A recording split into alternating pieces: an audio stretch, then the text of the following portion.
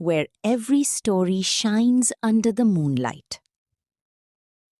बहुत पुराने जमाने में एक शहजादियों वाले ममलिकत में जहां चमकते हुए मीनारे और हरी भरी वादियां थीं, वहां एक शानदार दारुल हुकूमत था जहां ख्वाब और जिम्मेदारियां सोने की डोरों की तरह जुड़ी हुई थीं। इस ममलिकत के दिल में एक बहुत अमीर सौदागर रहता था। उसकी सिर्फ एक ही बेटी थी, एक जवान लड़की जो इतनी ही होशियार थी जितनी खूबसूरत। उसका नाम सवीरा था। सवीरा की वालिदा बहुत साल पहले गुजर चुकी थी, जिसकी वजह से घर में सन्नाटा छाया रहता था। अब सिर्फ बाप और बेटी उस बुलंद छतों के नीचे रह गए थे। जब सवीरा जवानी की हद तक पहुंची तो उसके बाप का लालची दिल उसके लिए ऐसी शादी की तरफ मुंतशिर हो गया जो उसके खजाने भर दे। उसने उसके लिए एक आदमी पसंद किया जो उससे दुगना उम्र का था, अमीर, ताकतवर, लेकिन बेएहसास। मेरे पास कोई चॉइस नहीं है, मैं उस बूढ़े आदमी से कभी भी शादी नहीं करूंगी। उसके बाप का चेहरा पत्थर की तरह सख्त हो गया।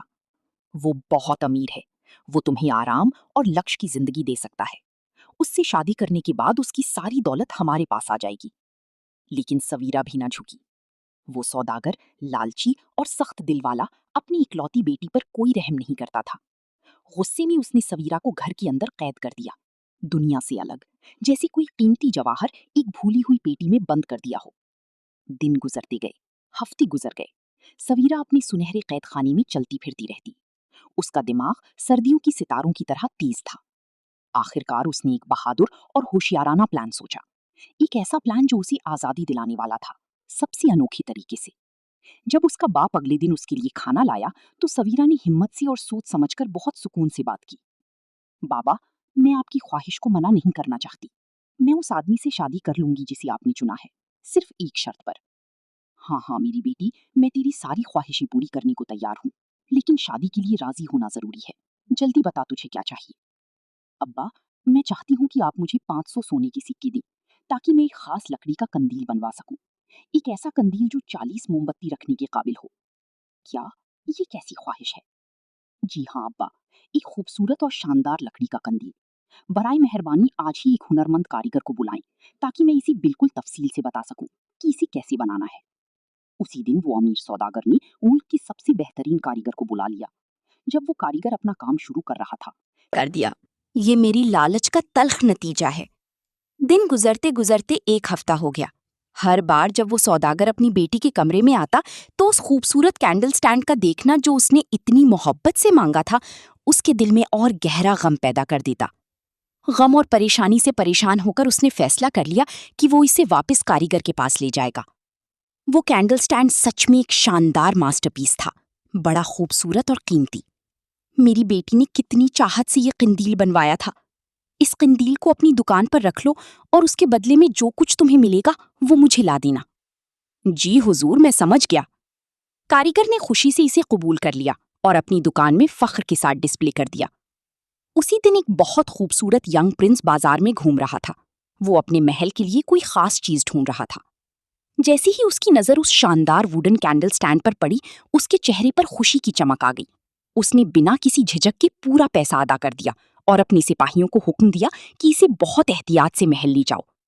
वहां पहुंचकर इसे उसके प्राइवेट रॉयल बेडरूम में उसके बड़े बेड के बिल्कुल पास रख दिया गया। प्रिंस को अपने कमरे की खामोश और पुरसुकून जगह में नाश्ता और दोपहर का खाना खाने की आदत थी। पहले दिन ही उसने एक अजीब बात नोटिस की।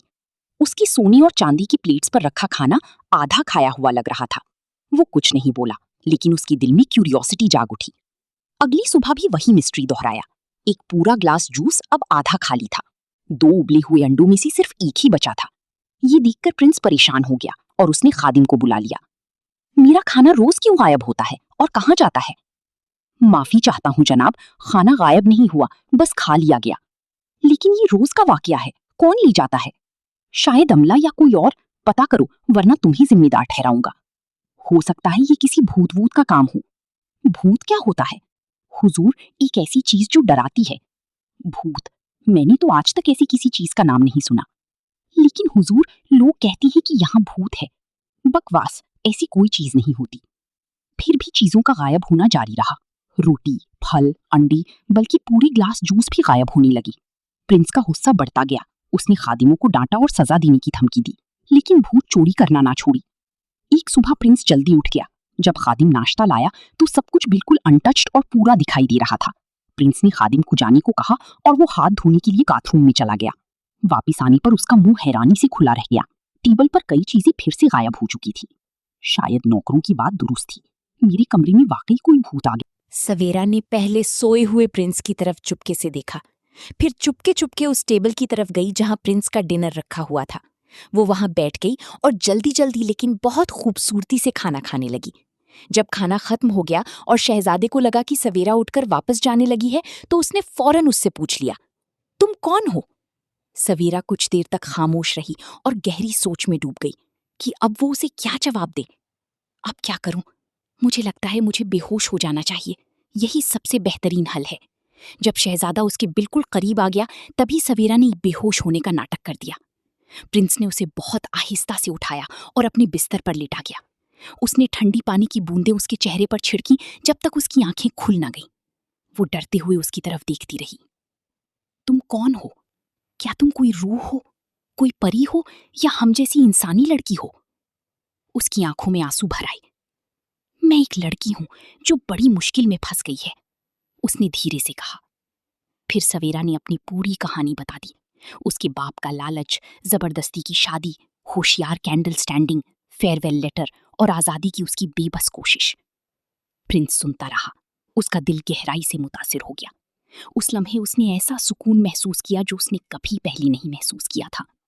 वो खुद से सोचने लगा, क्या अच्छा होगा अगर मैं इस बहादुर लड़की से शादी कर लूं। हर शाम जब महल सो जाता, वो कैंडल स्टिक से बाहर निकलती। दोनों घंटों तक खामोशी में बातें करती। उनकी आवाजें चांदनी की तरह नरम होती और वो सितारों के नीचे अपने ख्वाब शेयर करती।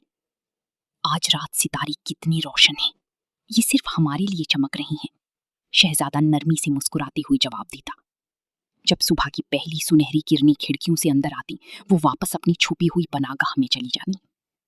मगर राज शमा की तरह हमेशा छुप कर नहीं जल सकती। एक रात जब शहजादा और लुनारिया हल्की सी हंसी और बातों में मशगूल थी, एक क्यूरियस नौकरानी महल के कमरों के पास से गुजरी। उसने आवाजें सुनी और रुक गई। दरवाजे की छोटी सी सुराख सी झांक कर देखा तो वो हैरान रह गई। एक निहायत खूबसूरत लड़की शहजादी के बिल्कुल करीब बैठी थी। अगली सुबह नौकरानी जल्दी से शहजादी के कमरे में पहुंची।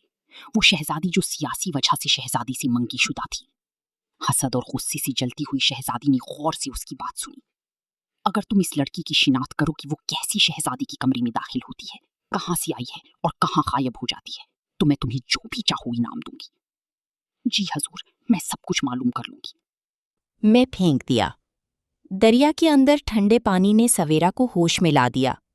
वो तेज बहने वाले करंट के खिलाफ लड़ती रही, मगर तकदीर ने उस पर मेहरबानी की।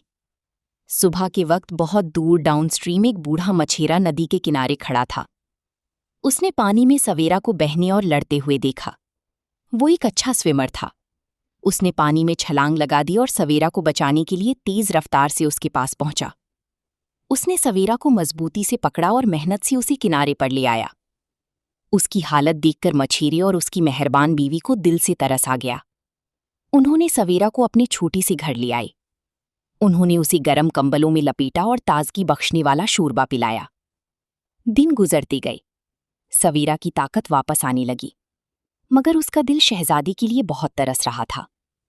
फिर सवेरा उनकी बेटी बनकर उनके साथ रहने लगी।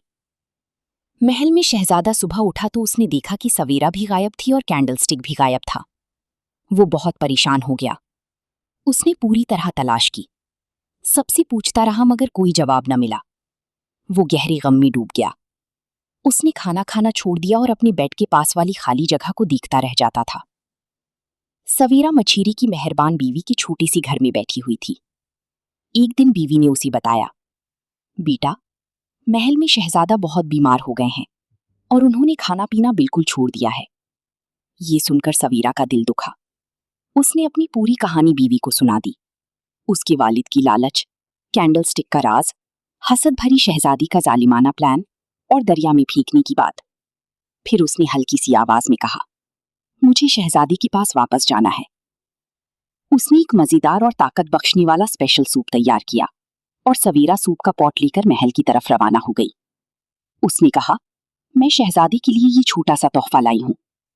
जब शहजादे ने सूप की खुशबू सूंघी और उसे चखा तो उसके दिल में एक पुरानी और पहचानी गर्मी महसूस हुई।